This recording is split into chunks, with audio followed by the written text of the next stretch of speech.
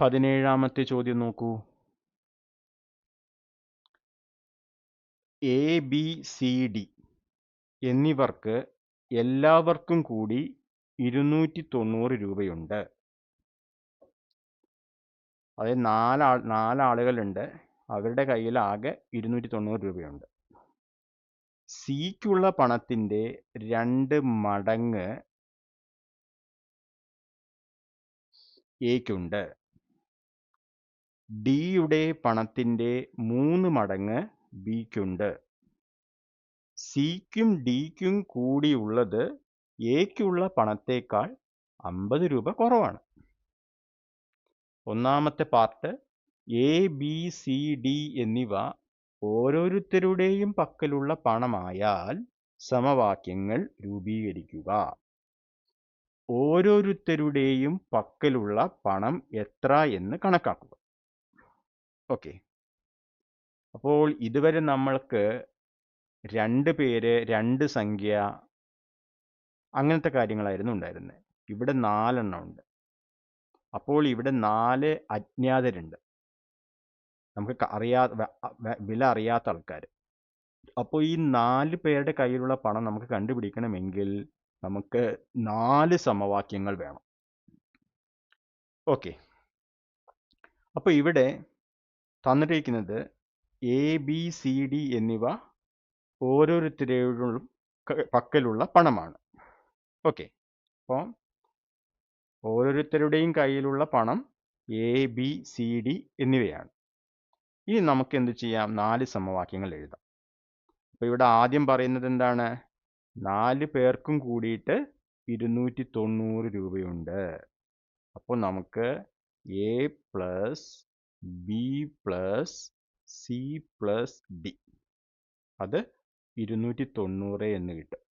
ഇതാണ് നമ്മുടെ ഒന്നാമത്തെ സമവാക്യം. ഇനി എന്താണ് പറയുന്നത്? സിക്കുള്ള പണത്തിന്റെ 2 മടങ്ങ്, അതായത് 2 സി എന്ന് പറയുന്നത് എയുടെ കയ്യിലുണ്ട്. അപ്പോൾ എയുടെ കയ്യിലുള്ളത് എത്രയാ? എ ആണ്. എ സമം 2 സി.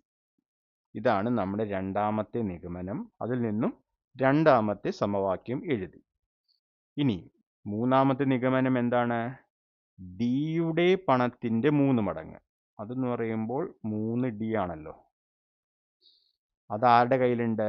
ബിയുടെ കയ്യിലുണ്ട്. അപ്പോൾ ബിയുടെ കയ്യിലുള്ളത് 3D ആണ്. അത് സമവാക്യം 3. ഇനി എന്താണ് പറയുന്നത്? സിക്കും ഡിക്കും കൂടിയുള്ളത്, അതായത് സി പ്ലസ് ഡി, എക്കുള്ള പണത്തേക്കാൾ 50 കുറവാണ്. എനേക്കാൾ 50 കുറവാണ്.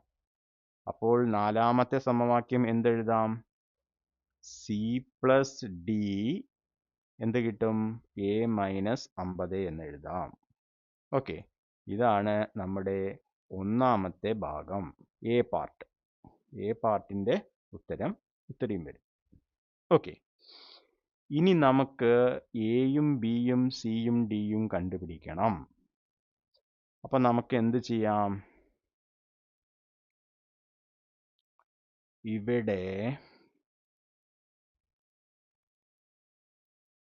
നമുക്ക് ഒന്നാമത്തെ സമവാക്യത്തിൽ എക്ക് എന്ത് കൊടുക്കാം? 2 സി എന്ന് കൊടുക്കാം. ഓക്കെ, അതുപോലെ ബിക്ക് 3D എന്ന് കൊടുക്കാം. അപ്പോൾ എയും ബിയും പോയി കിട്ടും. അപ്പം നമുക്ക് ഇവിടെ ഒന്നാമത്തെ സമവാക്യത്തിൽ സിയും ഡിയും മാത്രമേ ഉണ്ടാവുള്ളൂ. അതേപോലെ നാലാമത്തെ സമവാക്യത്തിൽ ഇപ്പോൾ സിയും ഡിയും എയും ഉണ്ട്, പക്ഷെ എക്ക് പകരം നമുക്ക് 2 സി എന്ന് കൊടുക്കാം. അപ്പോൾ എ 2 സി ബി 3D എന്ന് സമവാക്യം 1 ഉപയോഗിച്ചാൽ നമുക്ക് എ എന്ന് പറയുന്നത് 2 സി പ്ലസ് ബിക്ക് പകരം 3D plus C plus D അത് നമുക്ക് 290 എന്ന് എഴുതാം. ഇതിൽ നിന്നും 2Cയും Cയും കൂട്ടുമ്പോൾ 3C പ്ലസ് 3Dയും Dയും അപ്പം 4D. അത് 290 എന്ന് എഴുതാം. ഓക്കെ, ഇതിനെ നമുക്ക് എന്ത് ചെയ്യാം? അഞ്ചാമത്തെ സമവാക്യമായിട്ട് എഴുതി വയ്ക്കാം. ഇനി എന്താണ് ഞാൻ പറഞ്ഞേ? ഇവിടെയും കൊടുക്കാം എക്ക്. അപ്പോൾ എ സമം 2C എന്ന് സമവാക്യം 4 ഉപയോഗിക്കുമ്പോൾ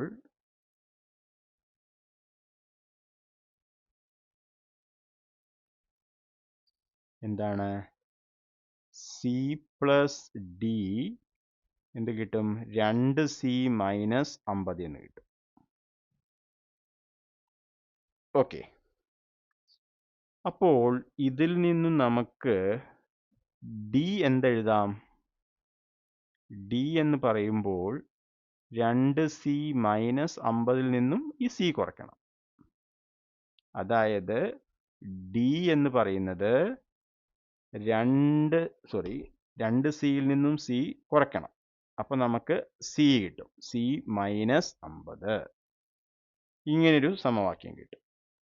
ഇതിനെ നമുക്ക് സമവാക്യം 6 എന്ന് ഉപയോഗിക്കാം. ഓക്കെ, ഇനി എന്ത് ചെയ്യാം? ഈ സമവാക്യം 5ൽ സിയും ഡി ആണല്ലോ ഉള്ളത്. അതിനെ നമുക്ക് സിയുടെ രൂപത്തിൽ മാത്രമാക്കാൻ എന്ത് ചെയ്യാം? ഡി സമം സി മൈനസ് 50 എന്ത് ചെയ്യാം? സമവാക്യം 5ൽ ഉപയോഗിക്കുക. അപ്പോൾ എന്ത് കിട്ടും?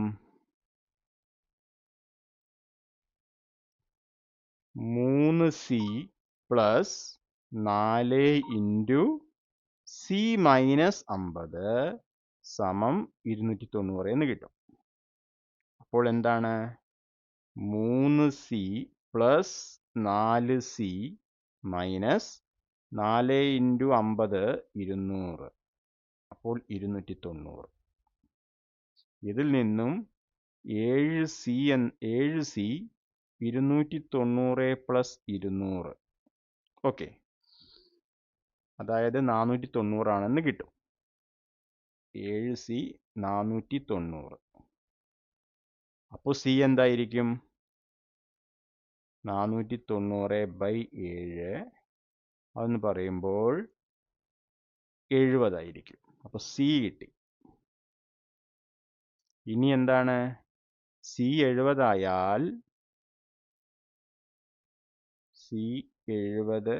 ആയാൽ നമുക്ക് ഡി എന്തായിരിക്കും? 70 മൈനസ് 50 അപ്പോൾ 20 ആയിരിക്കും.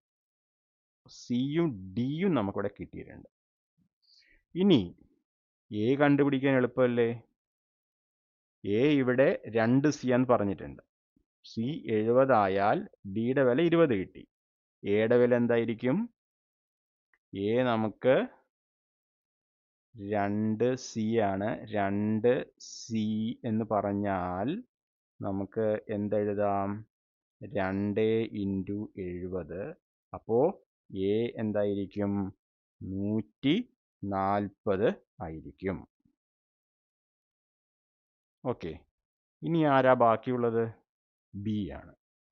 ഇവിടെ ഡിയുടെ വില നമുക്ക് 20 കിട്ടിയത് കൊണ്ട് ബി കണ്ടുപിടിക്കാം. അപ്പോൾ ഇവിടെ ഡി 20 ആയാൽ ബി എന്തായിരിക്കും? 3D ആണ്. 3D. അപ്പോൾ നമുക്ക് ഇവിടെ 3 ഇൻറ്റു 20. അപ്പോൾ എന്ത് കിട്ടും? 60 എന്ന് കിട്ടും. ഓക്കെ, ഇപ്പോൾ എല്ലാവരും ആയിന്ന് തോന്നുന്നു അല്ലേ? അപ്പം നമുക്ക് എന്ത് ചെയ്യാം? എയുടെ വില 140, ബിയുടെ വില 60, സിയുടെ വില 70, ഡിയുടെ വില 20 എന്ന് കിട്ടും. ഓക്കെ, 140, 60, 70, 20. ഇത് ശരിയാണെന്ന് നമുക്ക് നോക്കാം.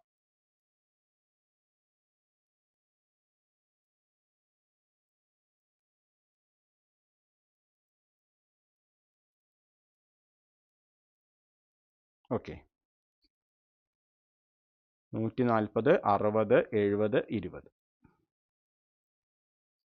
അപ്പോൾ എ, ബി, സി, ഡി.